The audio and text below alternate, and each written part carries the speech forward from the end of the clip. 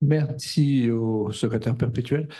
Il y a beaucoup de communication ce soir, cet après-midi plutôt.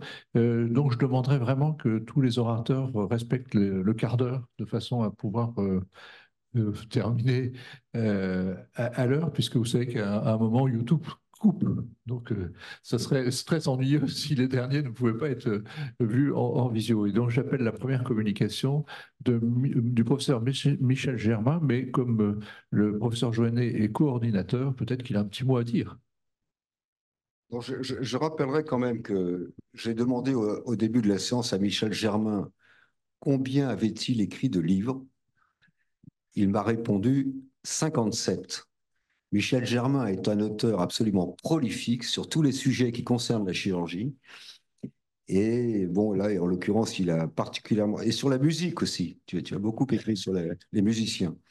Et donc là, nous t'entendons sur la reconstruction des os longs par transplant libre revascularisé de fibula après exérèse de sarcome.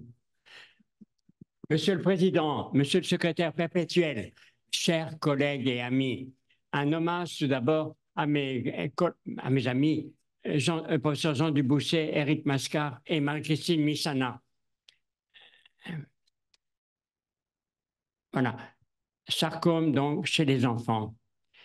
Euh, je vais résumer les diapos. Pourquoi choisir la fibula? Le prélèvement est simple, peu coûteux. La longueur importante de la fibula, j'ai utilisé jusqu'à 35 cm de longueur. Le matériel est vivant avec deux cartilages, un cartilage articulaire et un cartilage de croissance. Le résultat est définitif, contrairement aux prothèses qui se brisent et qui s'usent. D'autres techniques ont été décrites. Huntington, 1905, Van Ness, 1950. Des techniques insuffisantes avec la déception. Un rappel, la vascularisation du péroné, deux artères, l'artère tibiale antérieure qui vascularise l'épiphyse proximale et l'artère fibulaire qui vascularise la diaphyse.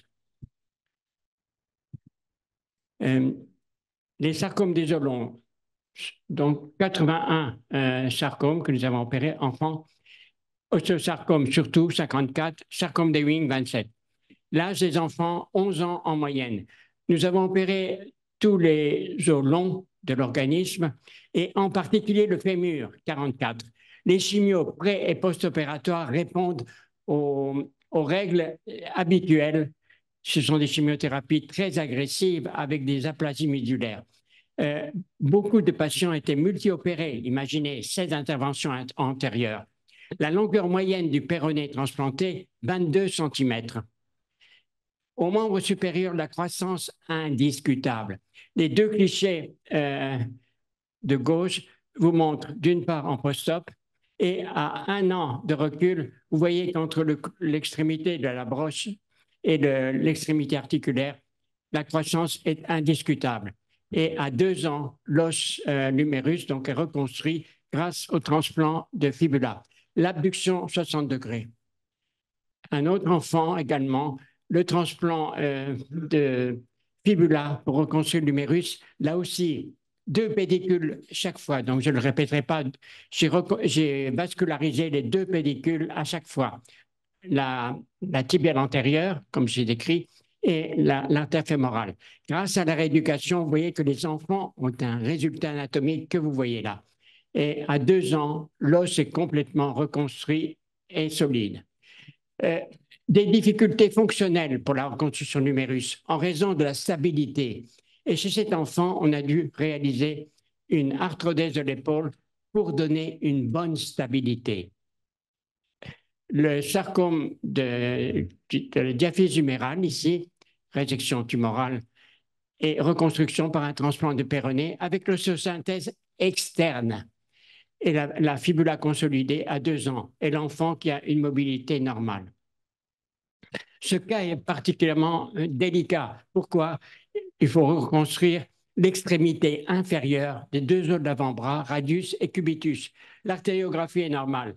Et j'ai utilisé la technique de la fibula en U pour reconstruire avec le même transplant de fibula et le même pédicule. Donc, d'une part, le radius, un premier segment.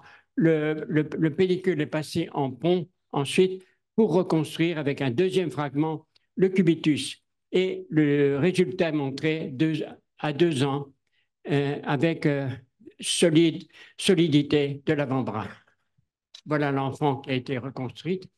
Il est impératif de reconstruire la fibula chez l'enfant pour éviter la déformation en valgus qui est difficile à corriger. Comment je réalise, donc comme beaucoup d'autres certainement, une broche entre les deux extrémités de fibula et une baguette de tibia, donc non vascularisée, qui est appliquée à la broche. Voilà le résultat. Et le péroné, la fibula se reconstruit. Ici, un sarcome de l'extrémité inférieure du radius, résection tumorale et reconstruction par un transplant de péroné. Pourquoi ce document? Pour montrer que la fibula, c'est épais quand même. L'os lui-même est épais. Et d'autre part, il y a le pédicule vasculaire et un peu de tissu mou. D'où j'ai utilisé une palette cutanée qui est vascularisée par le même pédicule artériel, c'est-à-dire l'artère fibulaire. Et ce qui a permis de reconstruire sans tension et sans pression la peau de cet enfant. Au membre inférieur également, nous avons la croissance. Ici, un sarcome de la tête du fémur.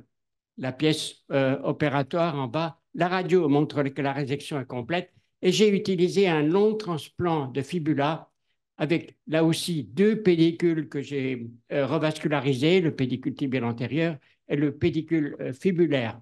Et à 6 mois, la fibula est consolidée et la croissance se fait, je vais le montrer sur ce document. Bien entendu, on réalise et on prend la fibula du même côté que le sarcome pour rendre difficile un seul membre. Voilà la reconstruction. Avec le recul de 2 ans, on peut montrer l'épaississement de l'os, la consolidation et la croissance avec cette mensuration. Sarcome de la diaphyse fémorale, reconstruction par un transplant de 25 cm avec le pédicule vasculaire qui est montré. Il est revascularisé sur le pédicule fémoral profond. C'est le pédicule habituel de revascularisation. Et à 1 an, on a la consolidation et l'épaississement de l'os. Voilà, à 2 ans, l'os, la fibula reconstruit un fémur. Voilà. Remarquez le nombre important de cicatrices chez ces enfants. 2 cicatrices à la cuisse, 2 cicatrices à la jambe, et nous prélevons souvent des petits copeaux de crête iliaque que nous mettons en contact avec la suture des os pour améliorer et faciliter la consolidation. Au tibia, c'est pareil. À 3 mois déjà, un début de cale. À 1 an également. À 3 ans, l'os est reconstruit, le tibia est reconstruit. Voilà. Quelle est la surveillance post-opératoire de ces interventions? La radiographie, bien sûr, fondamentale. Dès qu'il y a cale osseuse, l'appui partiel est autorisé. À l'hypertrophie, l'appui total. D'autres facteurs de surveillance sont proposés. Palette cutanée, elle est incertaine. L'artériole angionumérisée également. Le Doppler à 3 niveaux ou à demeure sur les vaisseaux, comme l'a montré Schwartz aux États-Unis. La scintigraphie en fin de chimio, qui juge la vitalité d'autres localisations. Et surtout, n'oubliez pas la radio de poumon. C'est là que vont être les métastases, à 3 mois et à 6 mois. Et vous continuez. Les résultats pour 82 cas, mortalité 0, mais la survie à 5 ans, 70% seulement. Pourquoi? Les métastases pulmonaires, le drame. Une récidive, des articulations. Les complications bénignes sont nombreuses. Au site donneur déjà, le sciatique poplité externe transitoire, et surtout au site receveur, des fractures, des pseudarthroses. Je vais revenir. Le fémur est la difficulté dans ces transplants. Le site receveur, le fémur, beaucoup de complications bénignes. Sur 44 transplants, des retards de consolidation, des fractures, des déviations axiales. Alors que faire? La baguette de tibia, c'est peu efficace. Nous l'avons fait inefficace, on peut dire. Le double fibula, nous l'avons fait, ça fait une intervention très longue. Et nous avons choisi la fibula et l'allogreffe pour éviter les complications mécaniques tellement nombreuses. Bon, j'ai été un peu vite. Voilà la technique utilisée. L'allogreffe, on élargit le canal médulaire pour y introduire la fibula. Donc, la fibula est introduite dans l'allogreffe pour prévenir les complications mécaniques. Une fenêtre est réalisée dans l'os pour passer le pédicule vasculaire et revasculer le transplant. Et là, une vue opératoire avec l'allogreffe, la fibula à l'intérieur, la revascularisation sur le pédicule fémoral profond. Voilà la vue post-op avec la fibula dans l'allogreffe. Et à 2 ans, ça c'est intéressant, nous avons l'épaississement, la consolidation. Remarquez bien que l'allogreffe est partiellement résorbée. Les résultats, consolidation moyenne 9 mois. Le score d'Henneking, 21 à 30 points sur 30. Le recul moyen, 8 ans. Nous avons des reculs de plus de 20 ans maintenant. Faut-il opérer ces enfants? Oui, sinon la récidive est constante. Les avantages de la fibula, c'est un os cortical, le plus long transplant que j'ai utilisé, 35 cm, avec cartilage de croissance et cartilage articulaire. La dissection est simple, l'os est autologue. Les avantages de la fibula, la technique préserve le membre, la fonction. C'est un matériel biologique. Le matériel osseux est idéal car vivant et il grandit et s'hypertrophie. La fibula peut se briser, mais elle est vascularisée, elle consolide. Le résultat, surtout, est définitif. Conclusion, le sarcome des os nécessite un traitement pluridisciplinaire dans la chimiothérapie. Le transplant de fibula vascularisée, c'est l'apport idéal. Le résultat est définitif. La qualité de vie permet un retour à une vie normale. L'avenir pour reconstruire les os longs, l'avenir, c'est le futur, peut-être la fibula vascularisée avec un substitut osseux, cellules souches, biomatériaux. N'oublions pas l'imprimante 3D. Et j'ai un court film à vous présenter. 1 minute. Le film. Ce jour-là, il décède chez Victor un sarcome de l'os, un cancer. Quand vous allez à la radio, vous demandez de aller, vous avez dit d'arrêter. Il y a quelques décennies, on aurait peut-être amputé Victor. Mais aujourd'hui, les rémissions sont nombreuses grâce à 2 thérapies complémentaires, chimiothérapie et chirurgie reconstructrice. 60 ne se fait pas tout à fait complètement, mais c'est une histoire de quelques centimètres. La plupart des enfants retrouvent une vie normale et, comme souvent à cet âge, aventureuse.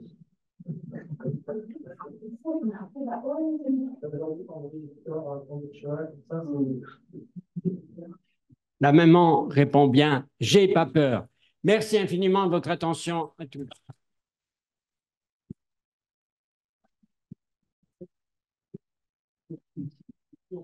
Merci Michel pour cette série, très belle série historique. Est-ce que vous avez des questions? Alors, non.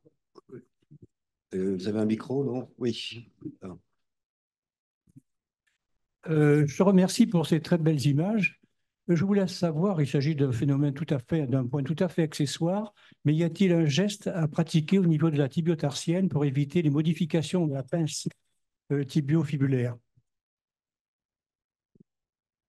Oui, pour prévenir les déformations du pied. Et nous mettons les orthopédistes, je travaille avec les orthopédistes, le professeur Jean Dubouchet, et mettre volontiers une vis.